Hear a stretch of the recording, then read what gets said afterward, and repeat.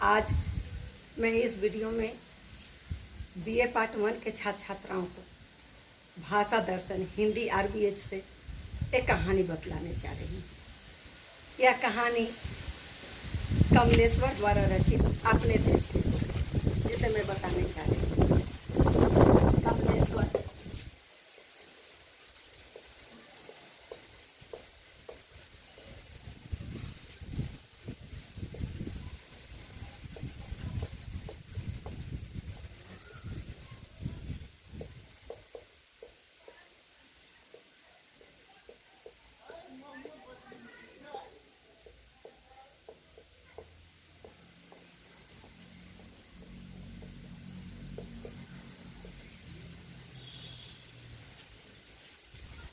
कमलेश्वर जो 20वीं सदी के सिद्धहस्त कहानीकार माने जाते हैं, इन्होंने ये कई विधाओं में कलम चलाए और उस क्षेत्र में इन्होंने अपनी प्रतिभा का परिचय दिया है। कमलेश्वर के जीवन के बारे में मैं थोड़ा सा संक्षेप में ही बताऊंगी, इसलिए कि मेरा भी उद्देश्य है कहानी का सार बताना, कहानी का सारांश बताना। कमलेश्वर की कहानी अपने देश के लोग है, जिसे मैं बताने जा रही हूँ। परीक्षा में बीए पार्ट 1 के आरबीएच में बार बार पूछता है, चाहे साइंस हो अथवा आर्ट्स हो, सभी विद्यार्थियों को यह पूछते रहता है।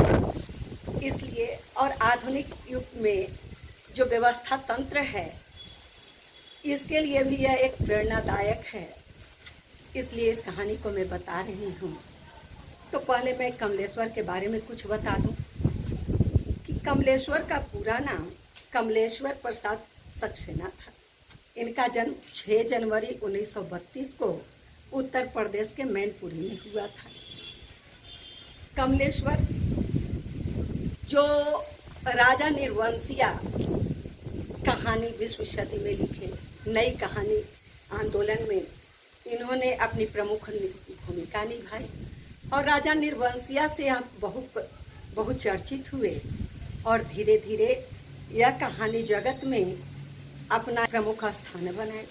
साथ ही उपन्यास हो, फिल्म पटकथा हो, ये सब विधाओं में इन्होंने अपनी प्रतिभा का परिचय दिया। कितने पाकिस्तान ऐसे उपन्यास लिखकर यह हिंदी साहित्य अकादमी से पुरस्कृत हुए। तो 2005 ईस्वी में ये भारत के पद्म भूषण पुरस्कार से भी पुरस्कृत हुए, सम्मानित हुए। तो इन्होंने अपनी कहानियों के माध्यम से, उपन्यास के माध्यम से जो आधुनिक युग की व्यवस्था में जो बुराइयां हैं उस पर उन्होंने कटाक्ष किया है। चाहे कितने पाकिस्तान हो, तो हमारी राजनीतिक व्यवस्था पर इन्होंने कटाक्ष किया है कि भारतीय राजनीतिक व्यवस्था किस तरह पदलोलुप होकर पाकिस्तान और हिंदुस्तान का बंटवारा किया। तो कहीं मांस का दरिया है, तो राजा निर्वंशिया में पुरुष संवेदना का भी इन्होंने परिचय दिया है। आप लोग को पढ़ने के लिए जो पाठ्य पुस्तक भाषा दर्शन में जो कहानी दी गई है, जिसका शीर्षक है अपने देश के लोग, उसका शीर्षक अपने देश के लोग है। इस शीर्षक के द्वारा कमलेश्वर ने हमारी आधुनिक व्यवस्था तंत्र पर कटाक्षपूर्ण व्यंग्य किया है और इस कहानी के माध्यम से आज की आधुनिक व्यवस्था तंत्र किस तरह यस मैन के तरह चलने वाला और एक ऐसे जिन को कर्मचारी के रूप में स्थापित करना चाहा है, जो काम तो करे किंतु जिसे न भूख लगे, न प्यास लगे, न कोई डिमांड करे और डिमांड करने पर अनुशासनहीनता का आरोप लगाकर उसके बड़े बड़े ऑपरेशन भी किया जाता है। तो किस तरह यह एक शोषण है निम्न कर्मचारियों का, इसी व्यवस्था तंत्र का इन्होंने इस कहानी के माध्यम से हमारे सामने व्यवस्था तंत्र को उजागर करने का प्रयास किया है। अपने देश के लोग शीर्षक कहानीकार ने, कमलेश्वर ने बड़ा ही रोचक चुना कि शीर्षक में ही कुछ तथ्य उजागर हो जाते हैं कि जिस समय देश की आज़ादी थी, हमारे देश के नेताओं ने बहुत कुर्बानियाँ दी, अपने कितने ही फांसी पर चढ़ गए, कितने काले पानी की सजा भुगते, कितने ही जेल के सलाखों में जीवन यापन किए, तो कितनों ही ने लाठियाँ खाई। लेकिन उनका उद्देश्य क्या था? मात्र एक उद्देश्य, अपना देश। अपना देश होगा, अपने देश के लोग जब शासन में आएंगे, व्यवस्था में आएंगे, तो अपने देश के लोगों का शोषण नहीं करेंगे। अंग्रेज तो विदेशी हैं, उन्हें भावनात्मक रूप से हमसे लगाव नहीं है। इस कारण उन लोगों का लक्ष्य था कि अपना देश होगा, अपने देश के लोग होंगे, और तब यह व्यवस्था तंत्र जो है, यह सत्ता जो है, वह भारतीय शासन बड़ा सुंदर ढंग से चलेगा, भावनात्मक एकता बनी रहेगी। लेकिन यह दुर्भाग्य है, यह कैसी विडंबना है। अपना देश है, अपने देश के लोग हैं और अपने ही देश के लोगों का शोषण करते हैं। यह दुर्भाग्यपूर्ण हमारे देश में ही आज की व्यवस्था है, आधुनिक व्यवस्था है, जिसके समक्ष हम सब लाचार हो गए और नतमस्तक होकर इस व्यवस्था तंत्र के आगे सर्व स्वीकार्य मान लिया हमने, यही हमारा जीवन हो गया। तो इसी व्यवस्था तंत्र को उन्होंने अपने देश के लोग के माध्यम से उजागर किया है। लेखक कहता है कि आज के व्यवस्था तंत्र में कर्मचारी सुधार आयोग है, गृह है, जिसमें ऑफिस का वातावरण है, फाइलों का पूरा ढेरी लगा हुआ है। और वैसे में ऐसे में कहता है कि जो जनसंपर्क अधिकारी है, वह भी अपने जनसंपर्क पदाधिकारी है, वह भी स्वेच्छा से कार्य नहीं करता, वह भी मशीनी तौर पर कार्य करता है। उसके ठोड़ी के नीचे बटन है, उसको दबा दिया जाता है और वह कर्मचारी बोल उठता है, अपनी मांगों को मत रखो, भूखे रहो, अपने डिमांड को मत रखो। डिमांड रखने पर यह सुधार गृह अनुशासन भंग होता है, यह अनुशासन भंग होता है, मांग आंदोलन से अनुशासन भंग होता है। इसलिए सभी कर्मचारियों को चाहिए कि अनुशासन में रहे। जो परिस्थितियां हैं, जो स्थितियां उनके साथ हैं, उसको स्वेच्छा से सर झुका के भुगते।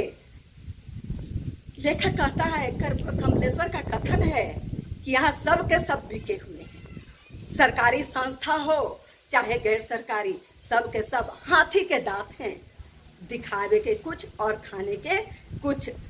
तो इसी तथ्य को आगे बढ़ाते हुए कमलेश्वर ने बड़ा ही व्यंग्यात्मक और नाटक के तरह प्रस्तुत किया है कि सुधार आयोग में ऑफिस का वातावरण है, ऑफिस में डॉक्टर नुमा ऑफिसर लोग हैं और उसके साथ कंपाउंडर है जो सिगरेट पीता है और अपने ऑफिसर को देखता है तो छुपा लेता है और उसके बाद फिर वह सिगरेट पीने लगता है। और कुछ मरीज वहाँ बैठे हुए हैं, अरे ऐसे मरीज वहाँ पर बैठे हुए हैं जिनको बहुत भारी मर्ज है, जिनकी बीमारी बड़ी भयावह है, उन्हें ऑपरेशन की आवश्यकता है, उन्हें ऑपरेशन चाहिए।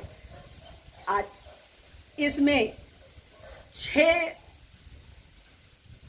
ऐसे मरीज हैं जिनके उम्र और मर्ज, उनके गले पर पट्टा बंधा हुआ है और उनके आगे में लिखा हुआ है। तो पहला जो रोगी है वह दीनदयाल है, उम्र 40 वर्ष, मर्ज है, तनख्वाह अधिक मांगता है और अपने अफसर को सलाम नहीं करता है। यह कैसी विडम्बना है, यह कैसा मर्ज है जिसका ऑपरेशन होने जा रहा है, यह मर्ज है उसका।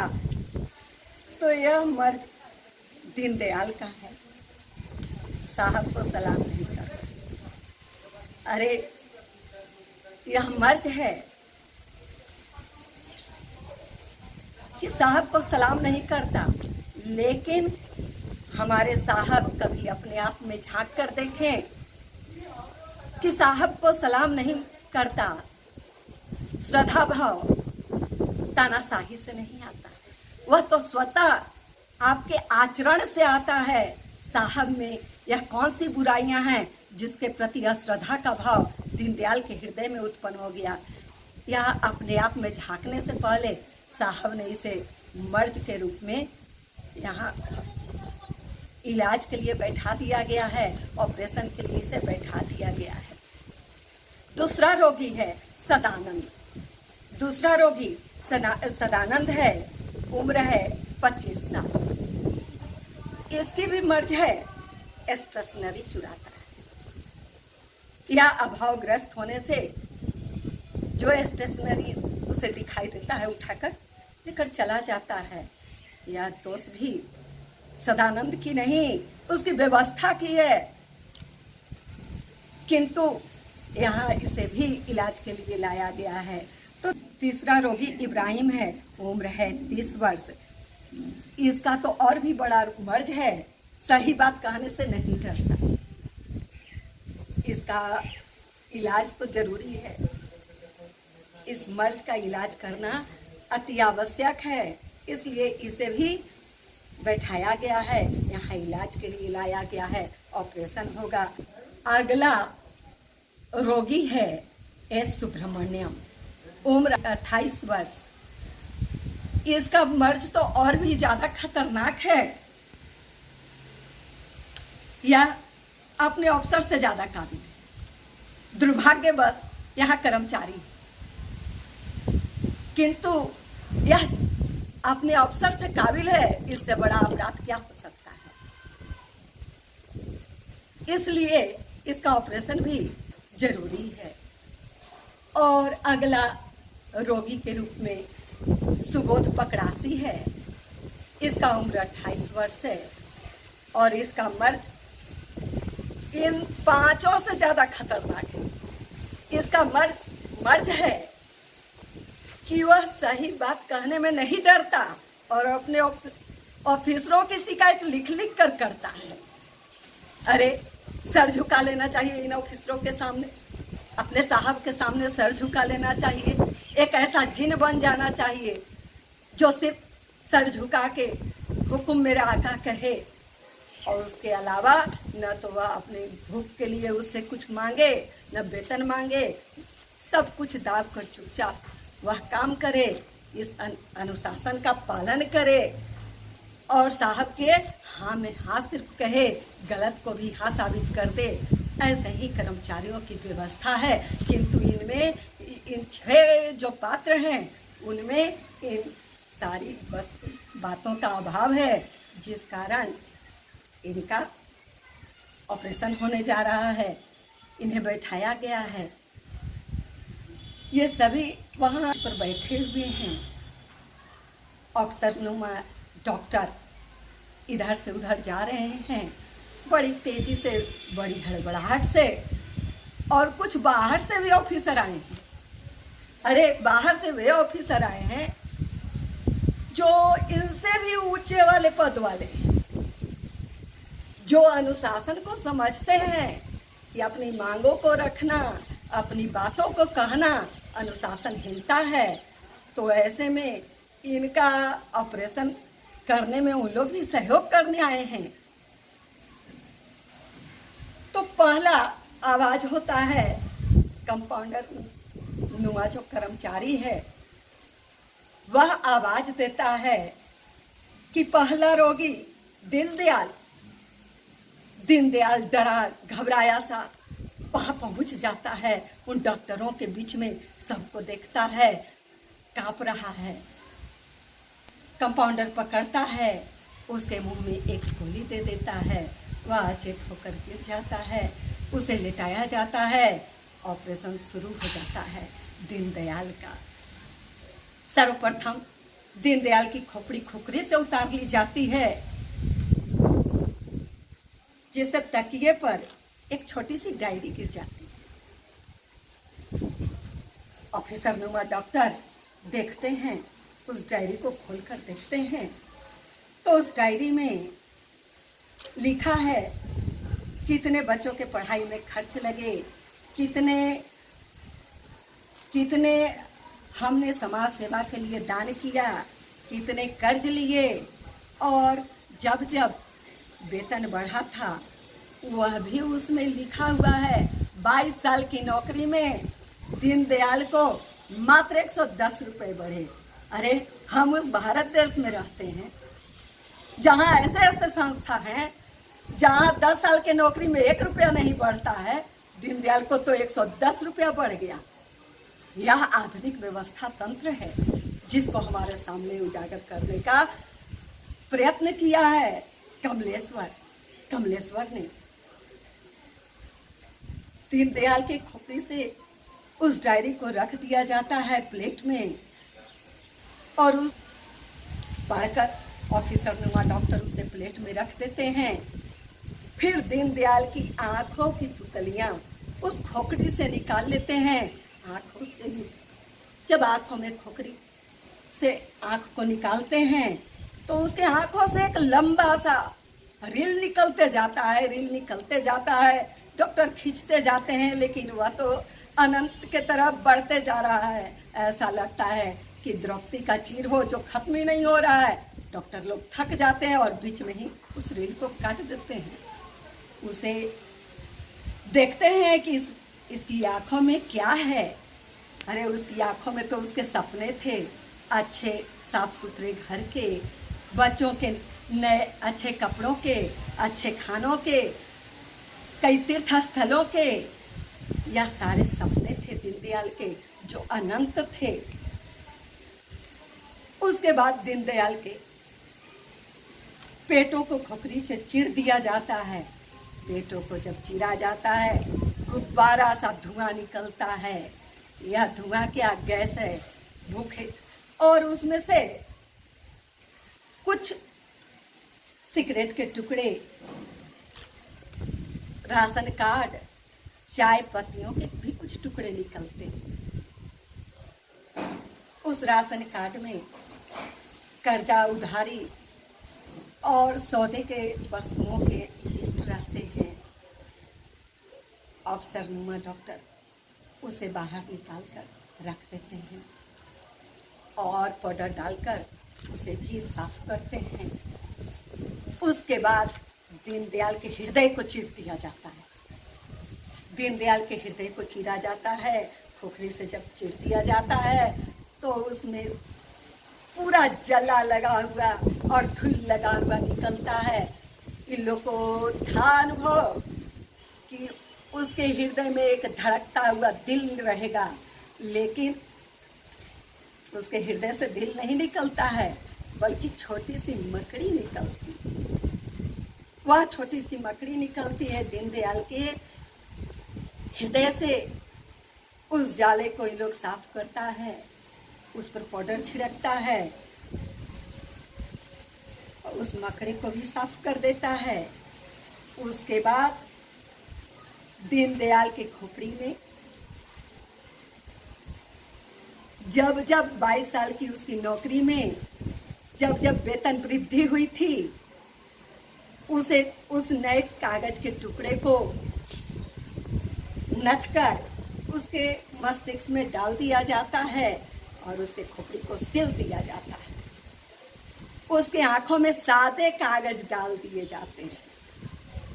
इसकी आंखों में सादे कागज डाल के इसकी तलियों को भर दिया जाता है, आंखों को सिल दिया जाता है। उसके बाद उसके पेट में राशन कार्ड के कुछ नए टुकड़े डाल दिए जाते हैं और हृदय को पत्थर डाल के सिल दिया जाता है।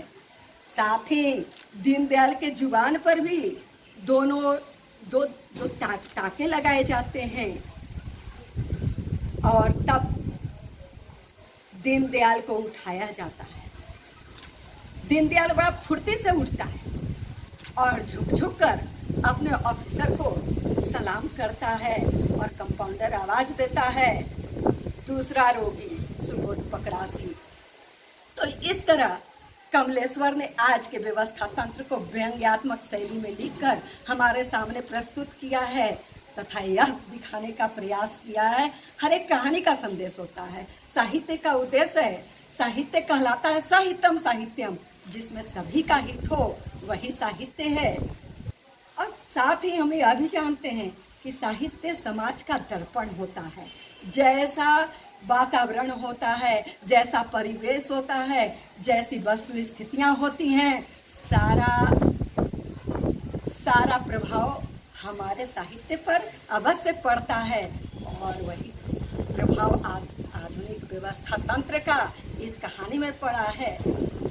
हर एक कहानियों में शीर्षक, साथ ही उसका शीर्षक की सार्थकता के साथ उसका संदेश निहित होता है कि उसका संदेश इस कहानी के माध्यम से कमलेश्वर ने क्या संदेश देना चाहा है। तो इस कहानी के माध्यम से कमलेश्वर यह संदेश देना चाहते हैं कि आज की आधुनिक व्यवस्था तंत्र जो है वह हमारी योग्यता को नहीं आंक सकती, वह हमारी योग्यता पर पुरस्कार देने वाली नहीं है। आज सब के सब इतने महास्वार्थ में गिर गए हैं, अपनी आत्मा को मारकर भी सर्व सुखाए नहीं, आत्म सुखाए में लगे हुए हैं, अपनी आत्मा के सुख के लिए लगे हुए हैं। आज वह परिस्थिति खत्म हो गई कि सर्वे भवन्तु सुखिना, अथवा कबीर की वह स्थिति आज के युग में खत्म हो गई कि कबीरा आप ठगाइए और न ठगिए कोई, आप ठगे सुख होत है और ठगे सुख दुख होए। लेकिन यहाँ आप ठगे दुख होता है और ठगे सुख होए। तो दूसरे को ठग कर, दूसरे को शोषण करके हमारे देश के लोग, हमारी व्यवस्था तंत्र जो हमारे ही देश के अपने देश को लोग हैं, वह आज इस तरह का शोषण कर रहे हैं। किस पर कर रहे हैं? अपने देश के लोगों पर कर रहे हैं। आज व्यवस्था तंत्र उसको नहीं चाहता जो अपनी डिमांड को रखे, जो अपनी मांगों को रखे व्यवस्था के समक्ष, वह उसे उसकी काबिलियत को नहीं वह तरजीह देता, बल्कि उसे तरजीह देता है जो कभी सही बात नहीं करे, जिसमें योग्यता नहीं हो, उसका उसकी बातों को ज़्यादा तरजीह दिया जाता है और योग्यता वालों को ऑपरेशन करके उनका मानसिक, आर्थिक और बौद्धिक तीनों रूप में शोषण किया जाता है। आज की यही व्यवस्था तंत्र है जिसके समक्ष हम सब नतमस्तक हो गए हैं। और नहीं तो फिर इसी शोषण से, मानसिक पीड़ा से और आत्मसम्मान को खत्म करके आप व्यवस्था तंत्र के समक्ष झुके रहिए और यशमय बन जाइए। अपनी बातों को, अपनी काबिलियत को व्यवस्था तंत्र को मत दिखाइए। यही संदेश दिया जा रहा है। और कमलेश्वर यह कहना चाहते हैं कि हमारी व्यवस्था तंत्र जो ऐसी है वह बदलना पड़ेगा। इस व्यवस्था तंत्र को एक मैग्ना कार्टा यूरोप में, इंग्लैंड में सर्वप्रथम आया था 1215 में, जिसमें ब्रिटेन के राजा ने जनता के समक्ष अपनी प्रस्तुति की थी तथा उनके साथ कुछ वचन दिए थे कि जनता को अधिकार मिलना चाहिए, जनता का शोषण नहीं होना चाहिए। हमारा भारतीय संविधान दुनिया का सबसे बड़ा लिखित संविधान आज कहा जाता है। भारतीय संविधान के भाग 3 को भी भारत का मैग्ना कार्टा कहते हैं, जिसमें भारतीयों को मौलिक अधिकार दिया गया है। किस भारतीय को यह मौलिक अधिकार प्राप्त है? उस भारतीय को यह मौलिक अधिकार उस भारतीय को प्राप्त है जो अपनी संस्थाओं द्वारा शोषित और पीड़ित हैं और वह अपनी व्यथा को भी कहने में असमर्थ हैं। यह कैसी विडंबना है। जय हिंद, जय भारत।